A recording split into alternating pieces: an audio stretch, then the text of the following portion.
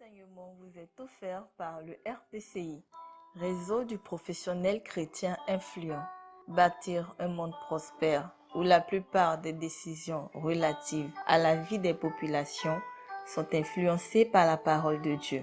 Je voudrais encore vous saluer tous dans le précieux nom de Jésus-Christ. Voilà, donc, comme je le disais hier, c'est vraiment une joie pour moi de passer ces quelques minutes avec vous dans la présence de notre Dieu tout-puissant, le Dieu qui nous aime. Et je pense que vous avez choisi la meilleure part. Voilà, vous faites un travail excellent et je voudrais vous encourager dans cette mission glorieuse afin que vous puissiez impacter toute la Côte d'Ivoire, l'Afrique et le monde entier. Alléluia. Voilà, Dieu est fidèle, Dieu est vivant, Dieu est réel et Dieu aime révéler sa gloire. Vous avez donc choisi la meilleure part et il faut rester attaché à Jésus-Christ. C'est lui qui est l'auteur de la vie, c'est lui qui est l'auteur de toute forme de bénédiction. Alléluia. Voilà, que son nom soit béni et que ce moment soit pour nous l'occasion encore de le rencontrer. Alléluia. Alors, nous avons donc vu l'origine de Satan. Passage. Et puis, nous avons vu un peu le but sur la terre. Nous avons vu comment le royaume de Satan se manifeste dans nos vies. Alléluia. Et nous avons prié un peu hier. Alors aujourd'hui, c'est le dernier enseignement. Nous allons voir comment remporter la victoire dans les combats spirituels. Comme je l'ai dit hier, le combat spirituel, quand on dit le combat spirituel, c'est assez vaste. Voilà, parce que le combat est dirigé contre le diable, le combat est dirigé contre notre monde, le combat est dirigé contre la chair. Alléluia. Donc, même le combat dirigé contre le diable, il y a tellement de choses à connaître qu'on peut passer 1 an, 3, 2 ans, 3 ans en train d'étudier ce thème, on n'aura jamais terminé. Alléluia. Voilà, donc, nous avons essayé d'orienter la chose par rapport à nos réalités quotidiennes pour que nous puissions arriver à avoir la connaissance nécessaire pour pouvoir mener ce combat de tous les jours. Alléluia. Voilà, hier j'ai dit que c'est vrai que le diable peut venir, mais la vraie bénédiction n'est suivie d'aucun chagrin. Vous avez vu les ados de Satan, ils sont bénis, ils n'ont pas la paix, ils n'ont pas la tranquillité. Alléluia. Mais la bénédiction qui vient de Dieu apporte la paix, la tranquillité. Alléluia. Voilà. Et donc, il est important de comprendre les choses parce que récemment, une de mes filles me dit que quand elle regarde sa situation, elle se demande est-ce que ça attend afin de recevoir la bénédiction. Alléluia. Dieu dit que ce n'est pas une bonne solution. Beaucoup de jeunes quittent la Côte d'Ivoire pour se rendre au Bénin, au Togo, pour chercher donc quelque chose qui va les amener à devenir très riches. Mais en réalité, ils se retrouvent dans des pactes sataniques terribles. Et même quand ils commencent à prospérer, c'est juste peut-être pour 2 ans, 3 ans, et puis après, ils meurent, puis ils sont victimes d'un accident grave. Voilà, un événement bizarre arrive, et puis ils quittent notre monde. Alléluia. Voilà. Vous voyez, ce sont des choses éphémères. Voilà, mais ce qui vient de Dieu est durable. Ce qui vient de Dieu enrichit. Ce qui vient de Dieu nous amène à l'adorer davantage. Alléluia. Alors, il est important aussi de comprendre que le diable combat les enfants de Dieu pour les amener à ne pas expérimenter la joie, les véritables bénédictions. Vous savez, beaucoup de chrétiens n'ont pas encore compris qu'ils sont appelés à vivre dans l'opulence. Beaucoup n'ont pas encore compris qu'ils sont appelés à vivre de manière décente dans notre monde assez difficile, assez compliqué. Beaucoup n'ont pas encore compris ça. Alléluia. Surtout que avant, être chrétien était un peu synonyme de mener une vie de pauvreté. Il fallait être très pauvre, c'est alors que quand il agit de la sorte, quand il vit de la sorte, c'est alors qu'on pourra dire que tu es un chrétien authentique et que tu pourras hériter du paradis. Alléluia. Alléluia. Alors, vous voyez, dans la Bible, Abraham était très riche. Voilà, qui encore? Abraham, il y avait qui? Salomon, Isaac et autres étaient très riches. Est-ce que pourtant ils ne sont pas au paradis? Ils sont certainement au paradis. Alléluia. Donc on peut être très très très riche et puis vivre sa foi chrétienne et aller au paradis.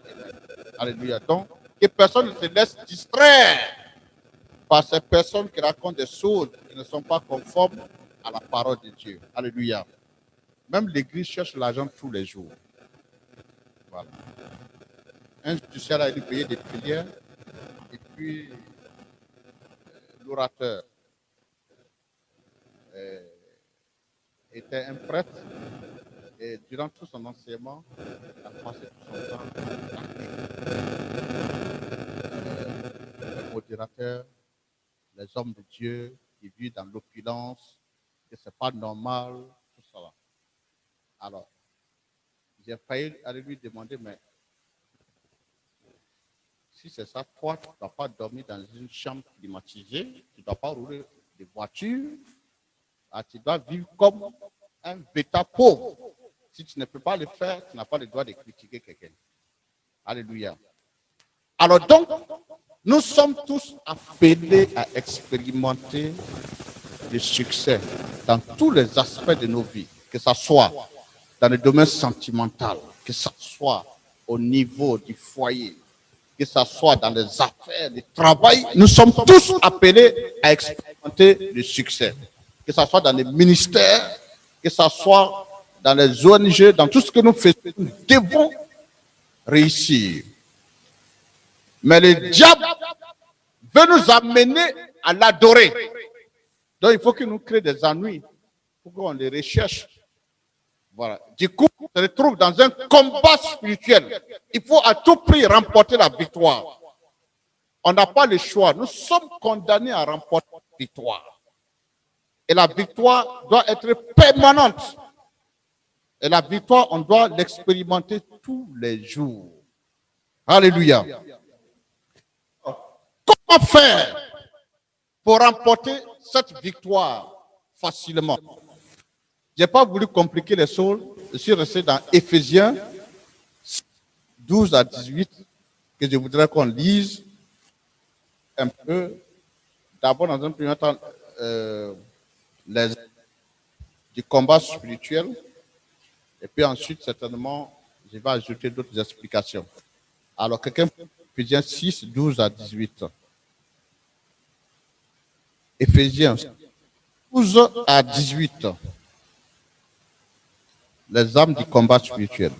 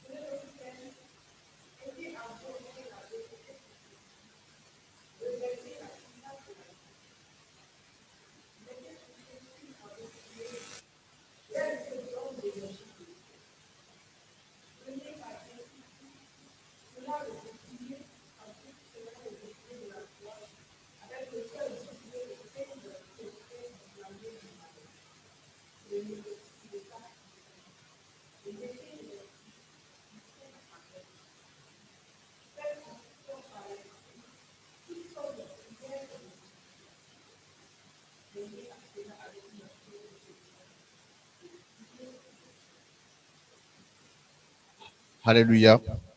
Gloire à Dieu. Alors, sur la base de Éphésiens 6, 12 à 18, alors nous allons comprendre comment il faut mener les combats spirituels. Frères et sœurs, un soldat qui va en guerre a toujours un équipement. Un soldat ne peut pas aller se placer devant l'ennemi sans armes. Et nous sommes comme des soldats sur la terre et menés dans une guerre spirituelle. Et comme je dis toujours, le seul langage que Satan peut comprendre, c'est le langage de la guerre. Alléluia. Donc nous sommes tenus d'avoir des armes. La Bible dit que les armes du Seigneur sont très puissantes pour pousser les forteresses, toutes les puissances maléfiques et satanées. Alléluia. C'est-à-dire que Dieu lui-même nous montre comment nous devons mener le combat spirituel afin que la victoire soit authentique, afin que la victoire soit réelle. Beaucoup de chrétiens disent, nous combattons il y a longtemps, nous prions, nous brisons, nous cassons, mais apparemment nous n'avons pas de victoire. Mais c'est parce que peut-être qu'on n'a pas encore pris toutes les armes du combat spirituel que Dieu nous offre, que Dieu nous présente à travers sa parole. Alléluia. Comme je l'ai dit, on peut être chrétien comme un païen. Voilà. On peut être tous les jours à l'église, mais on est païen. Et tant qu'on n'aura pas pris réellement les armes du Seigneur, on n'aura jamais la victoire. Parce que d'abord l'attitude au niveau des armes, le comportement de l'homme, la manière de vivre, ça fait partie du combat spirituel. Et tu peux facilement marcher avec Satan quand bien même tu es chrétien. Tu peux l'inviter tous les jours dans ta vie. Il peut dormir avec toi, se lever avec toi. Vous pouvez vous promener ensemble. Parce qu'en réalité, ce n'est pas un danger pour lui. Alléluia. Alléluia. Ce n'est pas un véritable chrétien. Satan ne se fatigue pas. Satan contrôle déjà. Donc ceux qui peuvent l'effrayer, ce sont les chrétiens engagés qui vivent leur foi. Alléluia. Alors, frères et sœurs, selon Éphésiens 6, 12 à 18, nous allons voir donc ce qu'on appelle l'armure de Dieu. Si vous voulez, les armes. Au niveau des armes, il y a deux catégories. Les armes et les armes offensives. Voilà. Défensives. C'est-à-dire que ce sont les armes avec lesquelles on se défend. On n'a pas besoin d'attaquer. Mais déjà, avec ça, déjà, tu es comme protégé. L'ennemi vient contre toi. Maintenant, en même temps que tu te protèges, en même temps, tu dois aussi attaquer. Donc, il faut les armes offensives. Alléluia. Alors, selon Éphésiens 6, 12 à 18, à partir du verset 14 surtout, nous avons vu les armes qui ont été énumérées. Le problème, c'est qu'il faut comprendre ce que ça veut dire. La première arme, on dit la ceinture. Alors, il faut lire le verset 14. Éphésiens 6, le verset 14.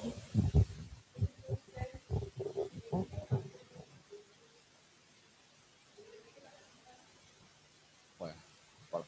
Ayez la vérité pour ceinture. Quand vous voyez un militaire, il porte toujours une ceinture. Alléluia. La ceinture, c'est quelque chose qui maintient les pantalons. Voilà, au niveau de la hanche. La ceinture, c'est quelque chose qui nous donne l'assurance. Maintenant, on nous parle de vérité. Mais le texte prend des images pour nous amener à comprendre. Et donc, la première ceinture, ce qu'on appelle la vérité. Un bon chrétien, si tu veux mener un combat spirituel, il faut que tu apprennes à être dans la vérité. Si tu es menteur, c'est que tu es déjà dans le camp de Satan. Tu n'auras jamais la victoire. La première arme commence par là. Est-ce que tu es véridique? Toi-même, au plus profond de toi, est-ce que tu es vrai avec toi-même, vrai avec Dieu, vrai avec les autres? Tant que Satan ne trouve pas quelque chose d'anormal à ton niveau, il ne peut pas te contrôler, il ne peut même pas t'accuser. Alléluia. La vérité est la première arme. Tiens-toi dans la vérité. Beaucoup de chrétiens mentent. Vous savez, quand on n'est pas véridique, on découvre ça rapidement. Et généralement, dans les relations sentimentales, la confiance est brisée parce qu'il n'y a pas de vérité. Ah oui. Même dans toutes les relations humaines, quand on découvre que tu mens, tu n'es plus une personne crédible. Et la Bible dit que Satan fait du mensonge. On a vu ça hier. Il respire mensonge. Donc, la première arme à prendre, c'est que tu dois décider d'être véridique. Quand tu vas commencer à être véridique, il n'y a rien à faire. Abidjan, les gens ont fini avec mensonge. Ah oui. Les gens ont fini avec mensonge. Je me souviens une fois, j'ai parti à Djekoué. Et puis il y a un monsieur, je ne sais pas si c'est sa femme qui l'a appelé, tout ça là. Il dit, actuellement, nous sommes à l'entrée de Boaké même. Alléluia. Alors on avait dépassé Gaïwa, on partait vers Djekoué. Voilà. C'est-à-dire que les gens ont fini avec mensonge. Ils vont à l'église, mais il n'y a pas de vérité en eux. Tu n'auras jamais la victoire sur Satan. Ça, c'est la première arme. Voilà. Souvent, on se pose la question, mais pourquoi moi, depuis là, je n'ai pas la victoire? Mais toi-même, tu n'es pas dans la vérité. Donc, tu es dans le camp de Satan. Jésus dit, est-ce que Satan peut-il se chasser lui-même? Alléluia. Première arme. Deuxième arme, il faut lire dans le même verset, la suite, Éphésiens 6, verset 14 toujours.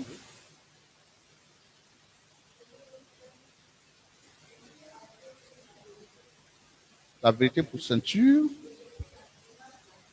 Revêtez la cuirasse de la justice. C'est la deuxième arme.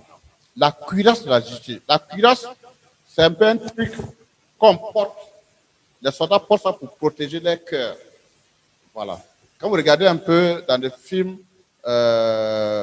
Jésus de Nazareth, on voit les soldats romains qui portent des trucs pour se protéger. Donc, on parle de la cuirasse de la justice. Donc, deuxième arme, la cuirasse de la justice. C'est-à-dire qu'il faut apprendre à être juste. Être juste veut dire être honnête, être droit. Il y a la vérité également aussi qui revient. Vous voyez, beaucoup de chrétiens combattent, mais ils sont tellement injustes. Je prends un exemple. L'enfant de quelqu'un habite chez toi. L'enfant a peut-être à peu près le même âge que toi, l'enfant. Mais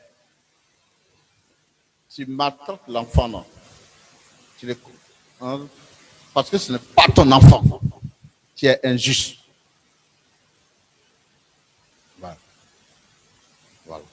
Ou bien souvent, ce qui se passe dans la nation, de manière injuste, tu peux être arrêté, tu peux être emprisonné, tout ça là. Donc, l'injustice t'amène toujours à échouer dans les combats spirituels. La deuxième arme apprend à être juste, partager de manière équitable quand il y a un partage à faire. Ah oui. Souvent, les chrétiens font des choses, on dirait, comme des païens. Non, ça ne peut pas aller. Ça ne peut pas aller. J'ai vu sur une paroisse où les gens avaient refusé d'aller à l'église, de participer à la rentrée pastorale parce que simplement, il y avait quelque chose d'injuste qui se produisait au sein de la paroisse. Et ça va amener des soucis. Parce que chaque fois qu'il y a l'injustice, c'est que Satan est à l'œuvre déjà. Tu ne peux jamais avoir la victoire tant que tu n'es pas une personne juste, une personne droite, une personne honnête. Ah oui. Il y a beaucoup de personnes qui sont extrêmement malhonnêtes. Ils ne sont pas justes dans tout ce qu'ils font. Certains vous serez des grands hommes d'affaires, des grands chefs d'entreprise. Alléluia. Mais si vous voulez prospérer, apprenez à être juste, transparent dans tout ce que vous faites. C'est Dieu qui bénit. Ah oui. Aujourd'hui, en matière d'affaires, tu peux avoir le profil qu'il faut pour obtenir certains marchés. Mais comme tu n'es pas peut-être associé dans certaines choses bizarres, on te refuse de marcher. Tout ça, c'est l'injustice. En tant que chrétien, partout où on passe, cette âme de la justice doit être utilisée à tous les niveaux. Apprenons à établir la justice partout. Ah oui. C'est pour ça qu'il y a certains métiers, souvent, je me pose la question, si tu veux vivre ta foi chrétienne véritablement, il y a des métiers que tu ne peux pas exercer. Ah oui, tel qu'avocat, on a dû dire. Voilà. Tu sais que c'est mensonge, mais tu défends quand même. Voilà. Alléluia, tu ne peux pas. J'avais un fils qui était policier. Vraiment, c'est quelqu'un qui a décidé de suivre le Seigneur. Donc, au début, on les envoyait sur la route, tout ça là. Il devait racketter beaucoup d'argent, tout ça là. Et quand il a commencé à donner sa vie véritablement à Jésus, il dit que lui n'est plus dedans.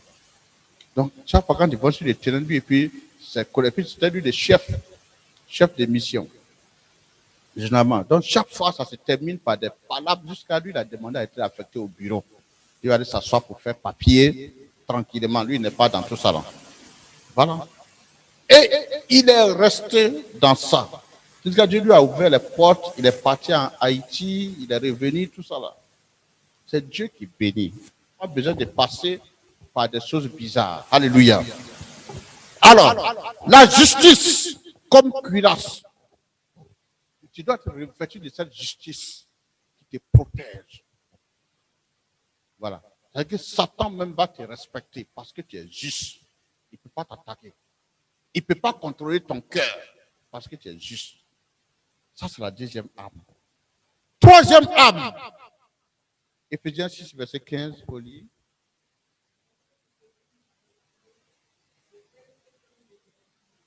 Voilà. Les chaussures à vos pieds, les gens qui donnent l'évangile de la paix. Les chaussures, qui ici ne peut passer une journée sans porter des chaussures? Même quand tu es à la maison, tu portes chaussures. Les chaussures te permettent d'avancer, te permettent de bouger, te permettent de te déplacer sans avoir mal. Voilà. Donc, c'est de cette même manière que nous devons être toujours l'évangile dans notre bouche à proclamer partout où nous allons passer. Nous devons être zélés, motivés, engagés dans l'annonce de l'évangile pour pouvoir avoir la victoire. Vous savez, partout la parole de Dieu est proclamée, Satan n'a jamais apprécié ça. Dans ton lieu de travail. Vous savez, beaucoup de chrétiens de nos jours, je ne sais pas si c'est Dieu à quoi, mais les gens ont peur d'afficher leur foi. La dernière fois, j'allais prier dans le bureau d'une directrice. Voilà. Et puis, quand on est rentré, le Seigneur me donne une vision. Derrière son fauteuil de bureau, il y avait, j'ai vu la Vierge Marie, tout ça là. Je lui ai dit, mais qu'est-ce qui se passe? Elle me dit, non, j'ai une grotte cachée ici. elle a fabriqué un truc où la grotte est enfermée. Elle dit non, il ne faudra pas, on va venir me dire que non, ici, là, c'est, voilà, pourquoi j'affiche ma foi, tout ça là. Alors, ça pose un problème parce que finalement, bon, est-ce que Jésus est important pour nous ou bien il doit être relégué au second plan? Ou bien, bon, c'est qu'on a peur de se renvoyer, d'être renvoyé de l'entreprise. Donc, ça fait que beaucoup n'arrivent pas à afficher leur foi. Pourtant, Christ veut qu'on aille partout annoncer la bonne nouvelle. Quand tous les jours, tu es zélé, tu es engagé pour l'œuvre de Dieu, il n'y a rien à faire, Satan même va te respecter. Ça, c'est une âme extrêmement importante. On n'est pas motivé, on n'est pas engagé. Vous savez, l'évangélisation, ce n'est pas forcément qu'il y ait des masses devant nous. Partout, on peut évangéliser.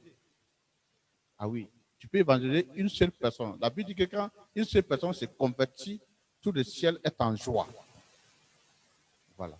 Donc, le plus important, c'est d'annoncer la parole de Dieu tous les jours. Si tu veux avoir la victoire.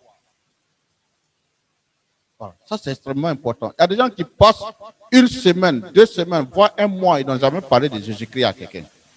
Ils n'ont jamais exhorté quelqu'un à donner sa vie à Jésus-Christ. Voilà. Regardez le jeune musulman dont je vous parlais hier. Il suit mes directs. Il a commencé à comprendre que notre Jésus est très puissant. Voilà. Il m'a dit, premier jour, quand je suis venu le direct, puis j'ai prié avec vous, ça m'a fait du bien, j'ai bien dormi. Vraiment, votre affaire est sérieuse. Hein? Voilà. Donc, ça fait qu'il ne rate pas. Ah oui, il ne rate pas. J'avais un portable qui était un peu défaillant. Il dit, bon, je t'envoie un nouveau portable. Il m'a envoyé un portable un peu plus performant pour pouvoir faire les directs. Alléluia. Parce qu'il a été touché. C'est un musulman. Au point où il dit que lui, il veut bâtir une église. Si ses affaires se débloquent. Ah oui. L'an passé, on avait besoin, notre orgue était foutu, on devait acheter un nouveau. Il a envoyé 1 million pour qu'on puisse acheter l'orgue. Alors, vous voyez, c'est un musulman. Mais on a parlé simplement. On ne lui a pas dit qu'il faut devenir forcément chrétien. On lui a seulement présenté Jésus-Christ. Et ça a commencé à lui faire du bien. Sans le forcer, il a décidé de lui-même prier. Voilà. Mon livre Proclamation de victoire est sur Amazon. Dès qu'il a su ça net, il a acheté la version numérique. Et il prie avec. J'aurais pu dire, moi je suis musulman, j'ai fait quoi les histoires des chrétiens? Alléluia. Donc nous devons annoncer Christ à temps et à contre-temps. C'est une âme très puissante pour nous. Ah oui. Même chez toi à la maison, il faut que les gens se convertissent. La Bible dit que vous allez annoncer Christ à partir de Jérusalem d'abord et jusqu'aux extrémités du monde. Donc l'évangélisation commence d'abord par chez nous, en famille, à la maison. Il y a des parents qui sont encore au village qui ne vont pas à l'église. Voilà. Comme je le disais, même souvent que tu vas au village des chefs chrétiens, après avoir fini de prier à l'église, il a des fétiches qui s'en vont adorer en même temps. Voilà, vous voyez, Christ n'est plus annoncé. Il ne peut pas avoir la victoire. Alléluia. 4e âme, le bouclier. Voilà, il faut lire Éphésiens 6, verset 16.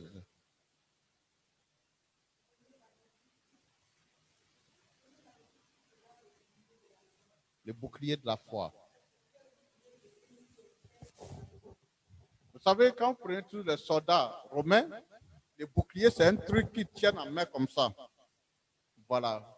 Quand les flèches arrivent, ou bien si on tire sur eux, ils sont capables de refouler la flèche ou bien la balle qui vient contre eux.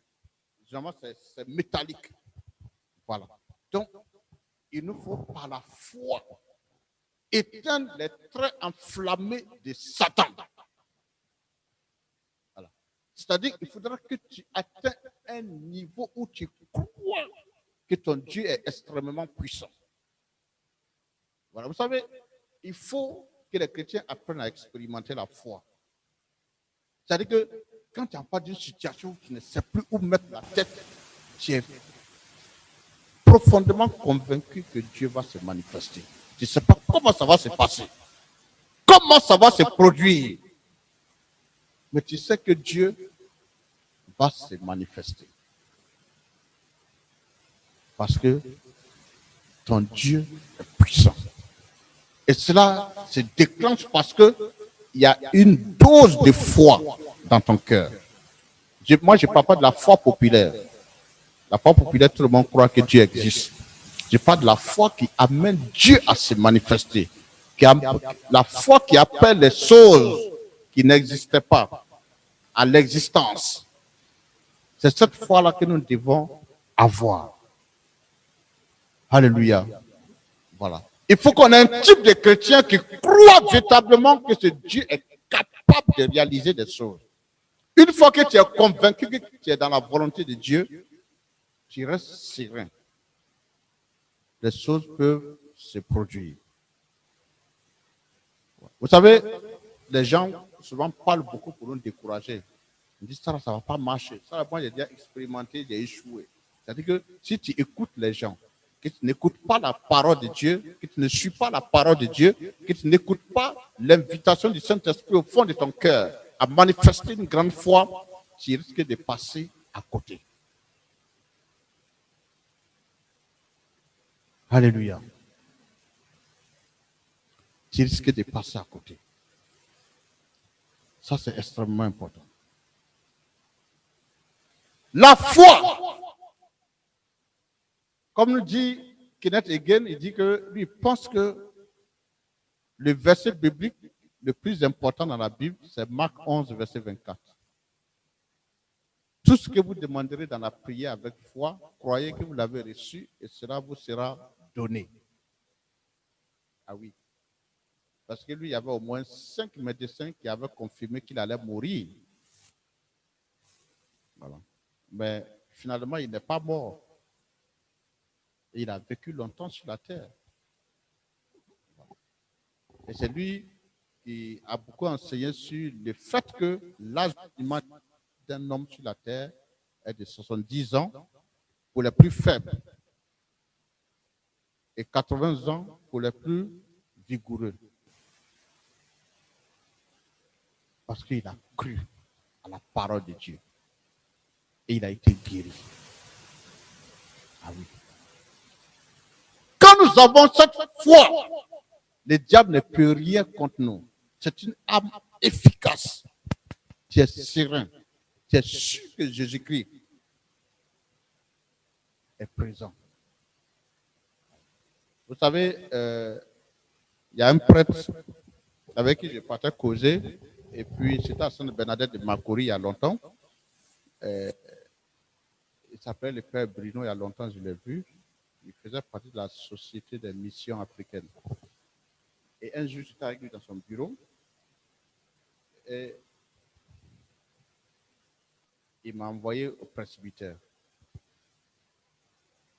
pour prendre quelque chose. Quand je suis arrivé, le portail était fermé, la porte était fermée, je ne pouvais pas entrer. Je lui ai dit, mon père, la porte est fermée. Il dit, non, je te dis que ce n'est pas fermé. Je suis reparti encore. Quand moi je vais, c'est fermé. Et puis, il a ri jusqu'à il dit, vraiment, je te dis que ce n'est pas fermé. Allons. Arrivé, il a poussé doucement, c'est ouvert. Il venait de manifester la foi. Ah oui. Par la foi, tu es sûr que Satan ne peut rien contre toi. Tu es serein. Quand tu manques de foi, tu trembles. Quand tu voyages, que vous passez dans une zone assez noire, tu as peur. Ah oui. Tu ne peux pas dormir seul dans la maison parce que tu as peur. Tu as peur de voir un démon. Ah oui. Quand on croit, tu as la certitude que Jésus-Christ règne, sa puissance te couvre, t'environne, dont la victoire est avec toi à tout moment. Alléluia. Même quand tu voyages, c'est parce que vous croyez un peu, quand vous prenez l'avion, vous êtes tranquille. Voilà. Voilà. Vous êtes tranquille. Parce qu'il rien n'est prouvé que tu vas arriver à destination. Rien n'est prouvé que vous n'allez pas tomber dans l'eau. Mais c'est parce que tu crois quelque part. Il nous faut cette certitude qu'on a la victoire sur Satan. Si nous sommes habités par cette foi, nous allons toujours éteindre les traits enflammés de Satan lancés contre nous. Toutes les attaques dirigées contre nous vont échouer parce que nous croyons véritablement. Ah oui. Ça, c'est extrêmement important. Il y avait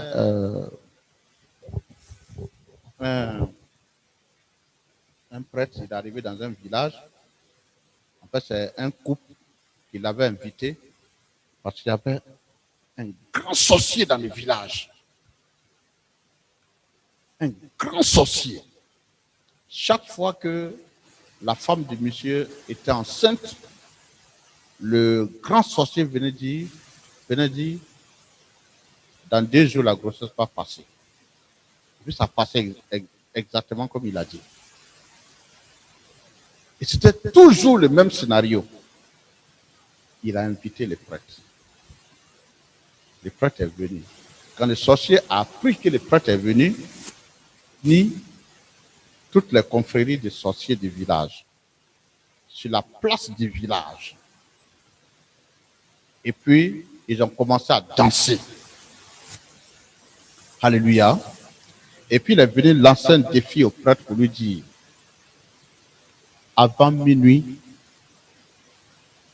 tu vas mourir. Alléluia. Le prêtre arrive.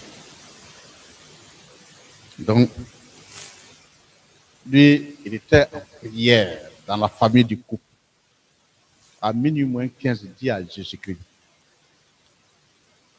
si à minuit 00 ce sorcier ne tombe pas, je ne serai plus ton prêtre.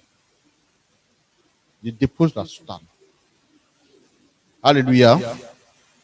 À minuit 000, le grand sorcier est tombé et il est mort sur la place du village.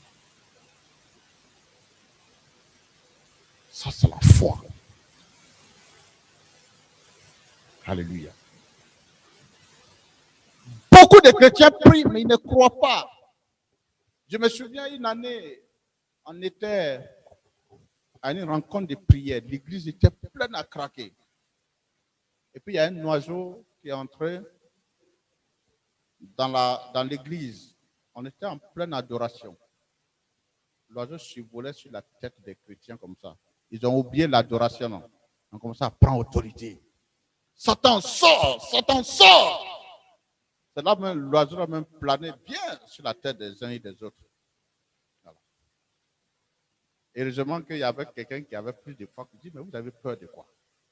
On est dans l'adoration, aucun Satan ne peut nous attaquer. Ça, c'est la foi. Alléluia. Tu peux être au milieu des rosicruciens, des francs-maçons, des illuminatifs, des gens terribles, des mystiques. Mais ils ne pourront rien contre toi parce que simplement, tu as une grande foi. Peut-être quand tu as une grande foi, Jésus est obligé de se rendre présent. Ah oui. Jésus est obligé de se rendre présent. Alléluia. Des choses peuvent se produire. Les gens seront étonnés. Les gens vont chercher des explications. Mais il n'y a pas d'explication parce que simplement, tu crois à la puissance de ton Dieu. Nous avons un grand Dieu, celui qui a créé le ciel et la terre, de l'univers visible et invisible. C'est ce Dieu-là que nous avons. Et puis nous jouons avec lui. Aucun démon, aucun esprit ne peut égaler Dieu en matière de puissance. Donc, sois serein. Alléluia. Ça, donc, c'est la quatrième âme. Cinquième âme, le casque du salut. Éphésiens 6, verset 17. Tu peux lire.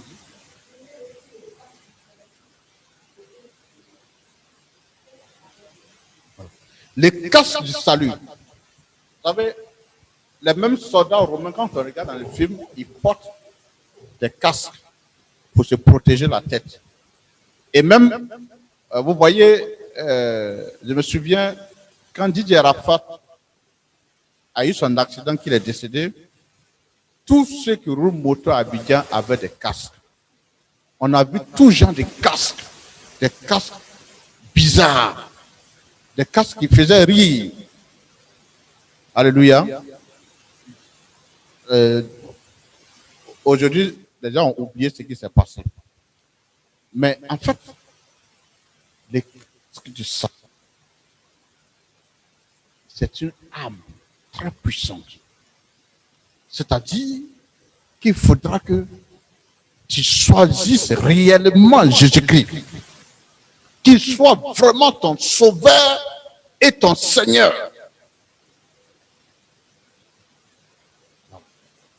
Il faudra que ça soit lui qui règne sur toi. S'il est le maître de ta vie, si c'est lui que tu as choisi, aucun démon ne peut te perturber. Tu dors tranquillement. Alléluia.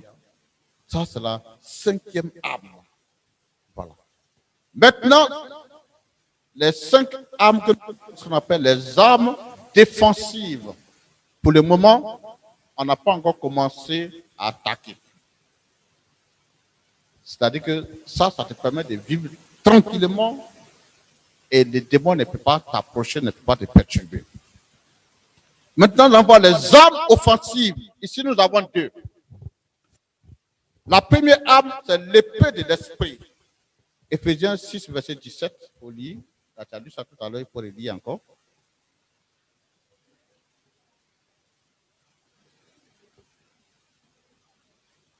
L'épée de l'esprit qui est la parole de Dieu. En somme, il s'agit de la parole de Dieu ici. Voilà. La parole de Dieu est l'épée de l'esprit. Quand tu marches selon la parole, quand tu obéis à la parole, quand tu agis sur la base de la parole, tu auras toujours la victoire. Ah oui.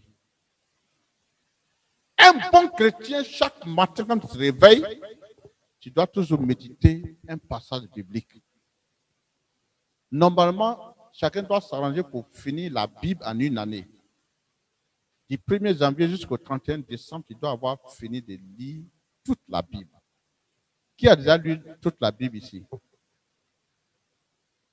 Le Babouda seul. Vous ne lisez pas la Bible. Tous les jours. C'est ce qu'on appelle la lecture cursive de la Bible. C'est-à-dire que tu lis comme un roman. Tu peux commencer de la Genèse jusqu'à l'Apocalypse. Tous les jours, tu lis. Voilà. Maintenant, il y a des lectures où on peut commencer par les évangiles. Quand vous voulez lire les évangiles, tu commences par les plus courts. L'évangile de Jésus selon Saint Marc. Voilà. En réalité, il y a combien d'évangiles selon vous?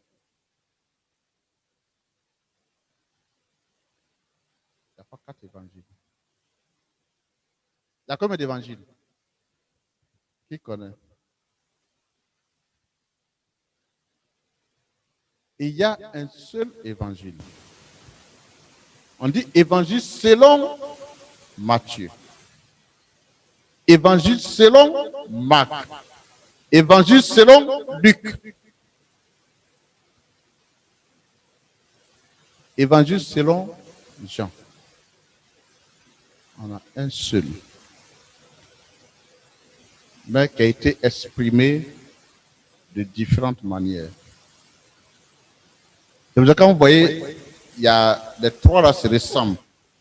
On trouve pratiquement les, les mêmes éléments dans les trois. Matthieu, Marc, Luc. Alléluia. Donc, tu peux commencer par lire la Bible tous les jours, lire les évangiles. Voilà. Moi, la première fois, avant que je sois un bon chrétien, quand j'ai commencé à lire le Nouveau Testament, c'était intéressant.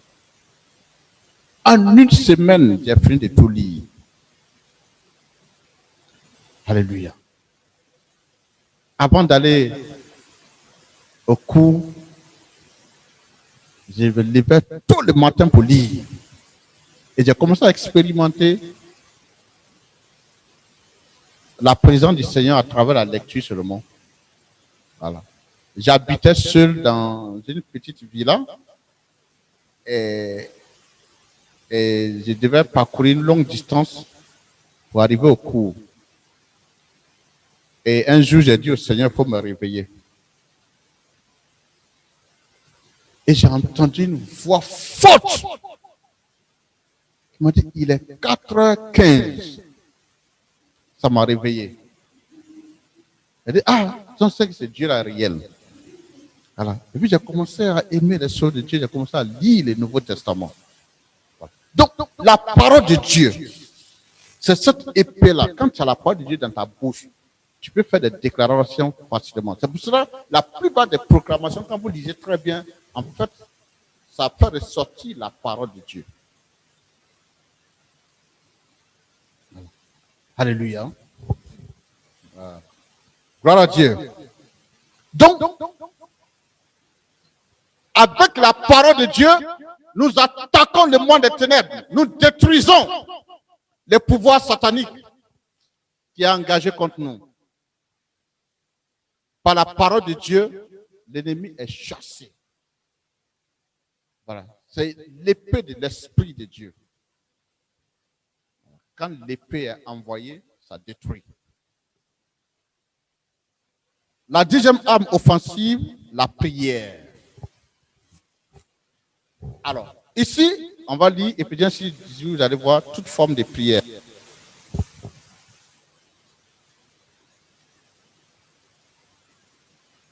Oui, Éphésiens 6, verset 18.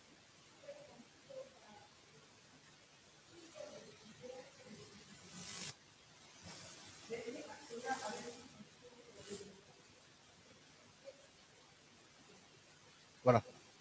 Faites par l'esprit toutes sortes de prières. C'est-à-dire que la prière est une arme qu'il nous a donnée. Et donc, on dit toutes sortes de prières, toute forme de supplication. Quand on dit toute forme de prière, ça dit qu'il y a des proclamations dedans. Voilà. Il y a le fait de prendre autorité dedans. Il y a le fait de briser, casser dedans. Il y a le fait de ordonner, commander aux démons de partir, se trouve dedans. Voilà. Et il y a aussi le fait que la vie d'offrande est une forme de prière également. Dans l'église, on nous dit, nous venons avec nos biens pour adorer le Seigneur. Alléluia. Voilà. Donc, toute forme de prière, c'est-à-dire que nous sommes appelés à prier tous les jours. Entrer dans la présence de Dieu. La première des choses qui doit caractériser la vie du chrétien, c'est la prière.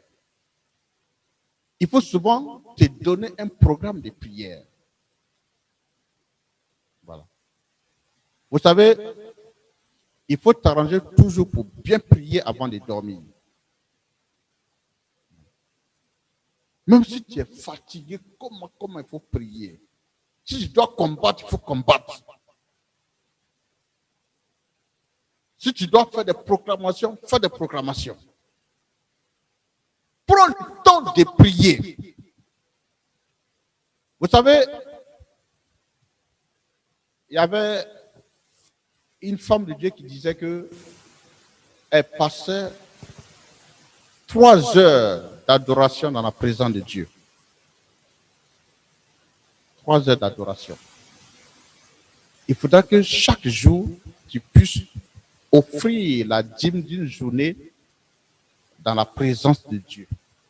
Ça peut comme ça va être 2,40 minutes.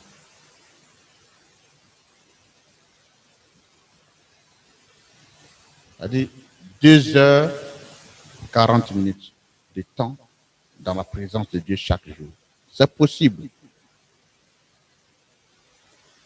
Entre midi et 2, c'est pas mieux d'aller prier que de rester pour critiquer les gens.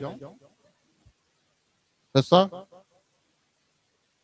Tellement les gens sont portés sur des futilités, ils ne sont plus concentrés. Ah oui.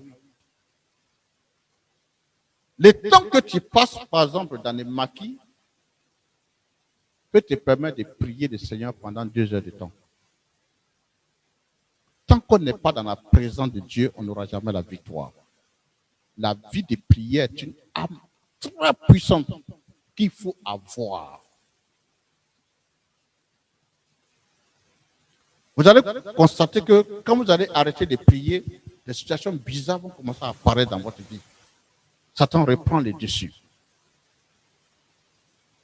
Ah oui. Il y a David Oyedepo qui dit au début de son ministère, il dit il avait du monde. Et puis arrivé à un moment donné, Satan a commencé à les attaquer. Le peuple de Dieu a diminué jusqu'à, souvent il se retrouvait même à 6 ou 5, ou souvent 4 personnes. Ils étaient obligés d'entrer dans un temps de jeûne et de prière. Ils ont jeûné et prié, jusqu'à... En fait, ils étaient attaqués par la puissance des ténèbres.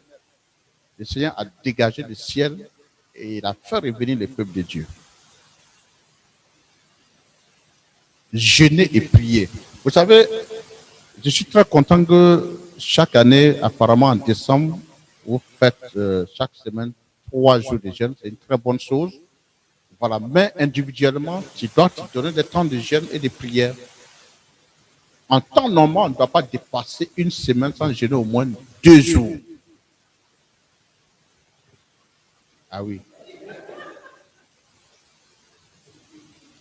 Il faut jeûner au moins 2 jours chaque semaine. Et être dans la présence de Dieu. C'est-à-dire que le combat spirituel est tel que souvent, quand on n'est pas persévérant dans la prière, on n'a pas de victoire. Vous voyez, les esprits de famille, les esprits adorés dans nos familles, sont des esprits coriaces. Il faut jeûner et prier tous les jours, si possible. Ah oui. Quand tu lis un peu la vie de ces grands hommes de Dieu, il y a d'autres qui ne mangeaient pratiquement pas tous les jours. Jeûne et prière, jeûne et prière, jeûne et prière. Ça, c'est extrêmement important. Nous allons lire aussi Malachie 3, 10 à 11, que vous connaissez. Malachie 3, 10 à 11. Il dit, la vie d'offrande fait partie du combat spirituel. Fait partie de la vie. On va lire Malachie 3, 10 à 11.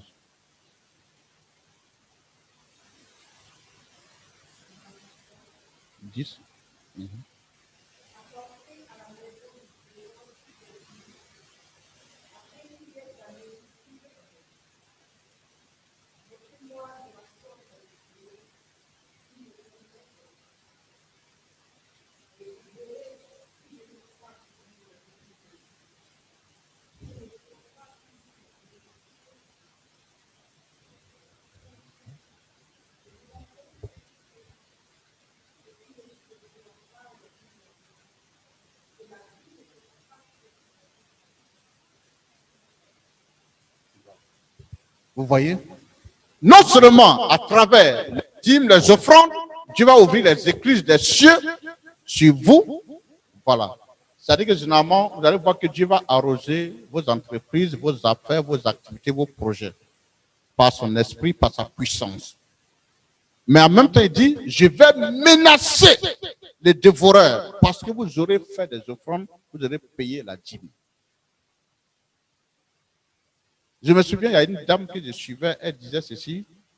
Quand elle a commencé à faire des offrandes, a donné à Dieu, elle dit que une nuit elle dormait. Elle fait un songe. Elle avait comme l'impression qu'elle était éveillée même. Et puis les sorciers disaient, depuis que tu donnes ton argent à l'église là, on ne peut plus t'attaquer, on ne peut plus t'atteindre. Il faut arrêter ça. Alléluia. Et cette dame, effectivement, a continué. Et ça fait que Dieu a commencé à ouvrir les portes. Elle avait des projets, réussi à monter tous ces projets. Donc, ça fait également partie du combat spirituel. Voilà, donc, je sais que vous êtes déjà dans ce genre de pratique, mais il faut continuer. Voilà. Quel que soit ce que l'on peut te dire pour te distraire, il faut toujours revenir à la parole de Dieu. Ça, c'est extrêmement important. Donc, la vie de prière, toute forme de prière te permettront d'avoir la victoire. Jeûne et prière, franchement dit, je vous encourage à faire jeûne et prière fréquemment. Tu n'arrives pas à te marier, jeûne et prière très souvent. Jeûne et prière, jeûne et prière. Toutes les semaines, jeûne et prie. Voilà. Tes affaires sont bloquées, prends le temps de jeûner et de prier régulièrement, tu verras, ça va venir. Voilà. Alléluia. On va lire Matthieu 17, 14 à 21. On va terminer par là. Matthieu 17, 14 à 21.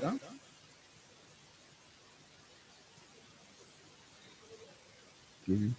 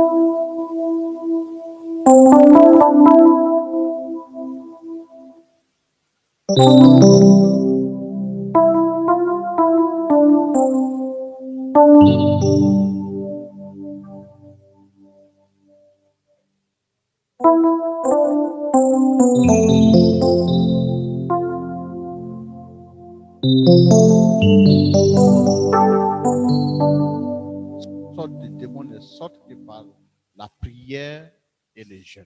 Alléluia. Voyez, Jésus même qui est Dieu, jeûnait et priait. Quelque part dans l'évangile, ils sont allés voir Jésus-Christ. Ils ont demandé à Jésus s'il ne va pas aller manger. Jésus dit, je suis là pour faire la volonté de mon Père. Jésus, la volonté du Père qu'il faisait en fait, c'était de jeûner. La Bible nous dit dans Luc 6, verset 12, que Jésus passa toute la nuit à prier Dieu. Il faut lire Luc 6, 12. Jésus passa toute la nuit à prier Dieu.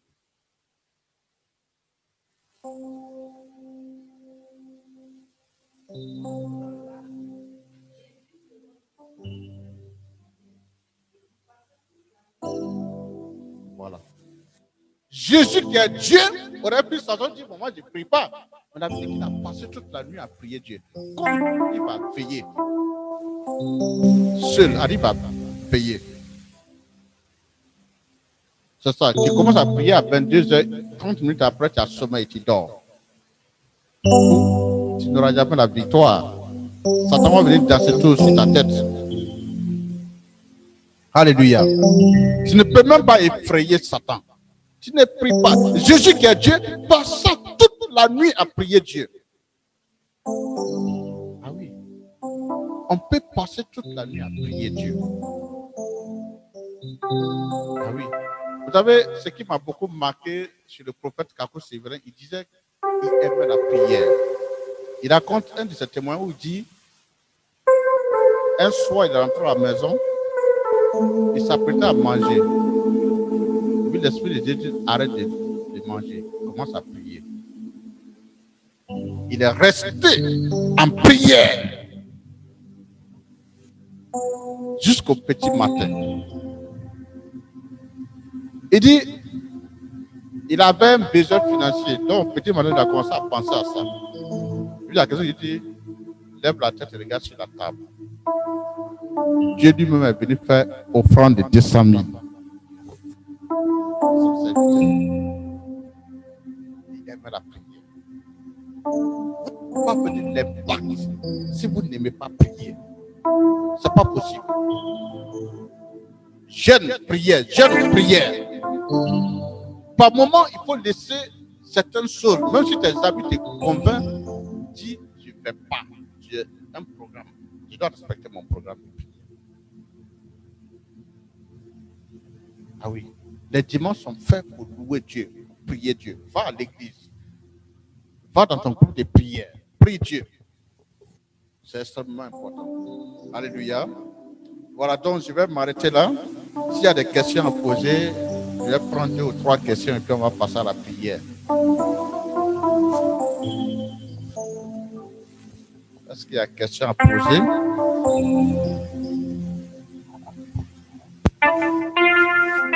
Il y a une question à poser?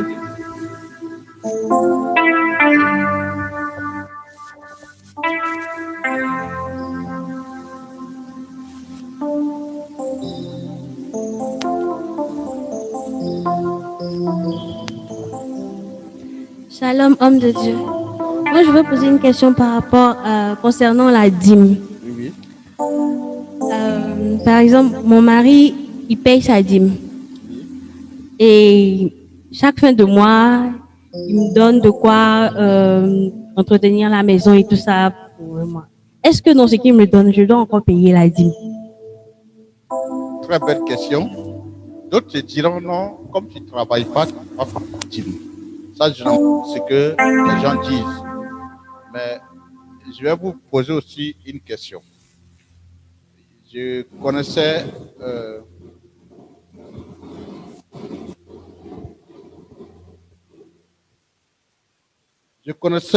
une jeune fille. Tous les fins du mois, son mari était en France, son mari lui envoyait 400 000.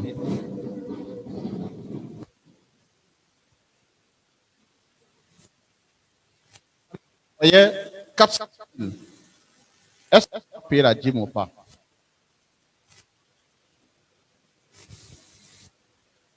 Elle va payer à la maison, tout ça là.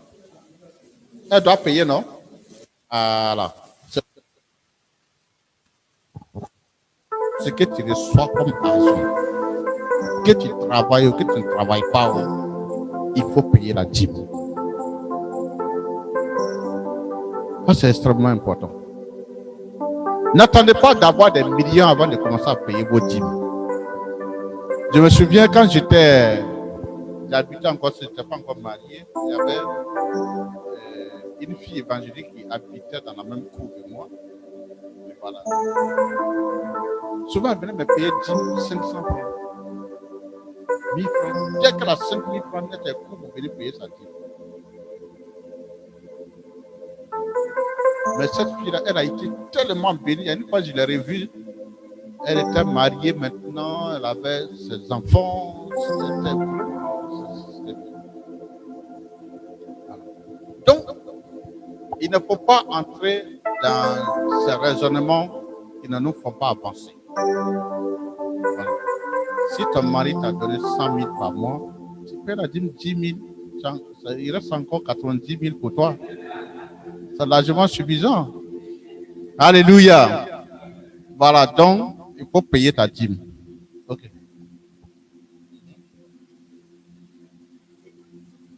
On te donner l'argent peut-être pour ta scolarité, ou bien pour dire, bon, va acheter tel pour le bébé.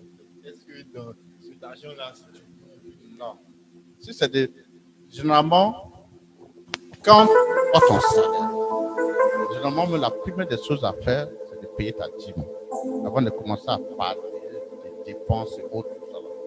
Voilà. Sinon, si l'argent est destiné, par exemple, pour la cuisine, ce n'est pas normal. Mais avant de faire cette répartition, il faut avoir payé la dîme d'abord.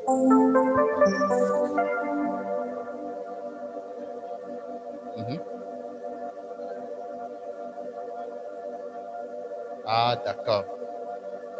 Bon, si ce sont les charges de la maison, ce n'est pas la peine. Voilà.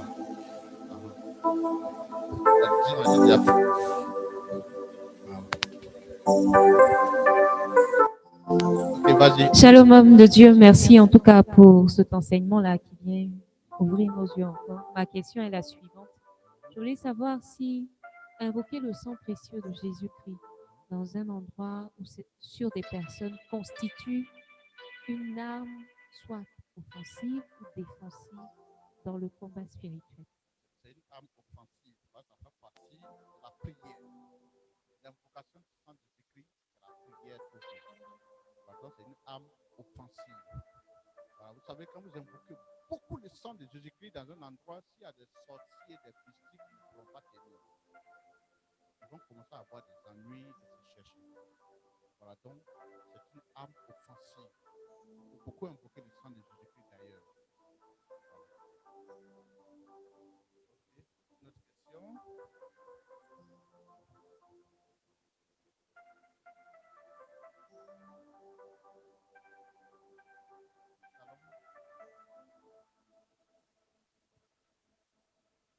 Alors, j'aimerais savoir pour les jeunes, est-ce qu'il y a un jeûne qui est défini, c'est-à-dire du matin jusqu'à 18h, ou bien on peut jeûner du matin jusqu'à 13h, à midi, à 15h, je veux savoir en fait par rapport à ça. Voilà. Il y a ce qu'on appelle le jeûne absolu, c'est-à-dire on ne mange pas et on ne boit pas. Genre le jeûne d'Esther. On ne boit pas et on ne mange pas. Voilà. Le jeûne d'Esther, tu dois faire le jeûne lundi, mardi, mercredi. Après le dimanche soir, après le repas, le jeûne commence. Si tu as mangé le dimanche soir à 20h, tu dois couper normalement le mercredi à partir de 20h. Voilà, parce qu'un jour égale à 24 heures. Donc, il y a des jeûnes absolus. Mais le jeûne partiel, c'est ce que nous faisons. De 6h à 18h. Voilà. Ça, c'est un jeûne partiel. Voilà. Et puis, maintenant, question de santé, souvent à partir de 15h, ils ne tiennent plus. Voilà. Et bon, ils veulent couper tout ça là. Voilà. Mais je pense que si tu n'es pas malade, il faut faire un effort pour aller jusqu'au bout. Voilà. Si ce n'est vraiment pas une maladie très, très, très compliquée, il faut aller jusqu'au bout. C'est ça le jeûne, c'est un sacrifice. Voilà. Et puis généralement, quand tu pries, la faim passe. Voilà, la faim passe. Voilà. Donc, il faut vous habituer à jeûner. Voilà. Également, il y a des jeûnes souvent à eau, à fruits. Voilà, tu peux choisir le type de jeûne qui te convient. Si tu veux faire les jeûnes à eau seulement, c'est bon. Les jeûnes aux fruits, voilà. C'est-à-dire que quand on dit jeûne aux fruits, c'est juste manger un fruit. Voilà. J'avais un frère, quand il jeûne, il fait jeûne à fruits. Il y a un panier de fruits. Il est en train de manger. Alléluia. Voilà, donc il faut manger une petite quantité de fruits. Voilà. Le soir, c'est bon. Voilà, ça, c'est généralement pour ceux qui vont faire des jeûnes absolus. Beaucoup vous habituer à faire ce genre de jeûne. Ça peut beaucoup vous aider. Mais c'est un exercice pour aller progressivement et puis vous habituer. Voilà. Souvent, il y a des jeûnes de 3 jours, 1 semaine, 21 jours.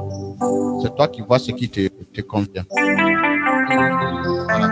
D'autres font 40 jours. Voilà. Mais les jeûnes secs,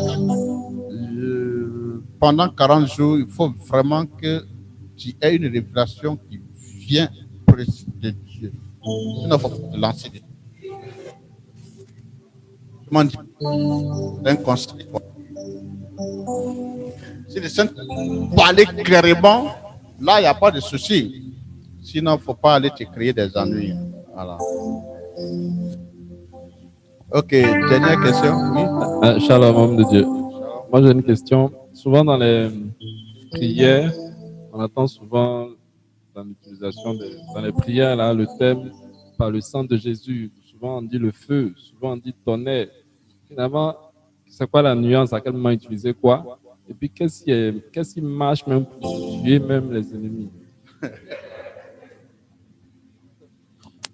Ok. Bon. C'est la prière. Voilà, ce qui est d'abord la foi que tu mets dans ce que tu dis. Bon, effectivement, quand souvent les gens disent, bon, j'envoie des boules de feu, effectivement, souvent, le feu, un chef d'État qui était mystique, les intercesseurs d'Afrique s'étaient retrouvés dans un pays de la sous-région et ils ont prié, ils ont envoyé des boules de feu dans la vie de ce président qui était très mystique. Voilà, on dit ce jour-là, les gens ont commencé à voir de la fumée partout dans la maison. Ils ont commencé à fuir la maison, ils ont même alerté les sapeurs-pompiers et autres, les experts pour venir vérifier s'il n'y a pas de court-circuit, des trucs comme ça. Ils ont vérifié, ils n'ont rien trouvé. C'est des boules de feu qu'ils ont envoyées. Donc, ça veut dire que ce que tu dis là, en fait, c'est ce qui se produit dans le camp ennemi. Là, tu comprends? Si tu penses qu'il faut envoyer le feu pour que l'ennemi soit consumé, anéanti, tu peux le faire. Voilà, effectivement, quelque chose se passe. Voilà, quelque chose se passe. Si tu dois envoyer, tu as dit quoi encore? Le tonnerre, il n'y a pas de souci, le tonnerre, ça peut effrayer l'ennemi. Voilà, même les chasser, tout ça là. Donc, ça veut dire que ce que tu dis avec foi, c'est ce qui se produit en fait dans le camp ennemi. Voilà, donc c'est toi qui choisis ce qui te convient dans ta prière. Voilà, ce qu'il faut dire. Ok. Petite question, donc on va aller très vite. Il me reste 5 minutes. Hein.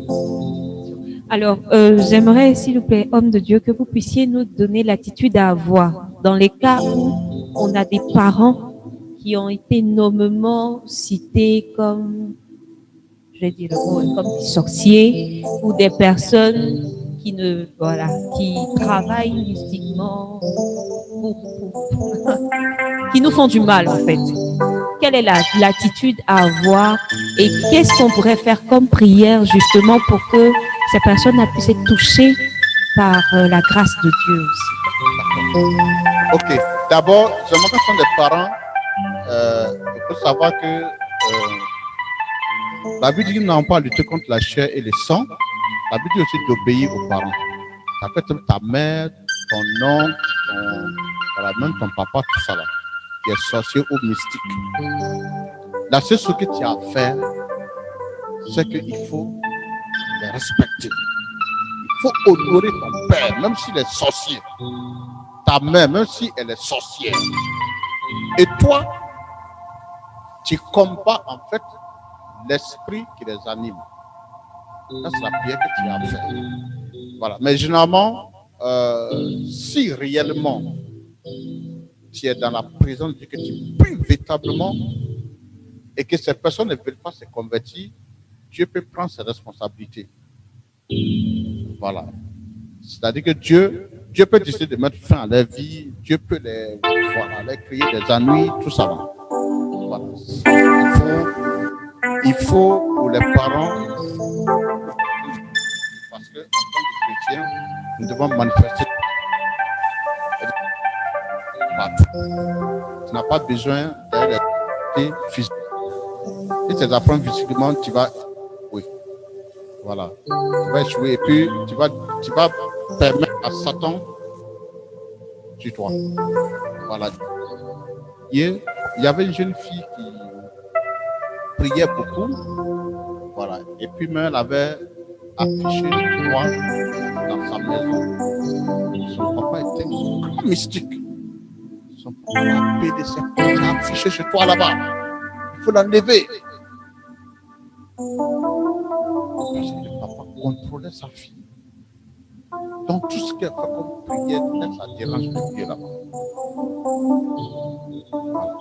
Donc si réellement la présence de Dieu, vous allez voir qu'il y aura la tension très souvent avec les parents. Mais il faut persévérer. Soit ils se convertissent, soit ils auront affaire à Dieu. Parce que Dieu donne toujours les temps aux gens de se convertir. S'il ne veut pas se convertir, alors il prend ses responsabilités, il peut neutraliser, il peut les frapper, il peut leur créer des ennuis. Voilà. Dernière question. C'est qui veut poser la dernière question? Gloire à Dieu. Voilà, on dit merci à Dieu.